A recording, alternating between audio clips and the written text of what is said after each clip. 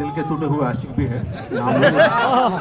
नाम बोलो। तो आज एक ऐसे शख्स के बारे में बात करना चाहूँगा जो अपने एक दूसरे शख्स से जुदा हो चुका है और घर के किसी कोने में बैठकर खुद से ही बातें कर रहा है और अपने दूसरे शख्स को याद कर रहा है कि कहना तो बहुत कुछ चाहता हूँ तुमसे, कहना तो बहुत कुछ चाहता हूँ तुमसे, पर कह नहीं पाता हूँ। रहना है जिंदगी भर तेरे बगैर, लेकिन एक पल भी जी नहीं पाता हूँ।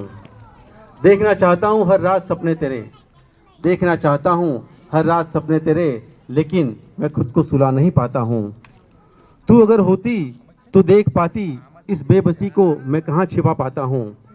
लिए फिरता हूँ एक समंदर इन आँखों में, लिए फिरता हूँ एक समंदर इन आँखों में, लेकिन मजबूर हूँ रो भी नहीं पाता हूँ। मुमकिन नहीं था जीना तेरे बगैर, मुमकिन नहीं था जीना तेरे बगैर, तो सुन ले ए बेखबर, मजबूर हूँ मैं मर भी नहीं पाता हूँ। कहना तो बहुत कुछ चाहता हूँ तुमसे, मगर कह नहीं पाता हूँ।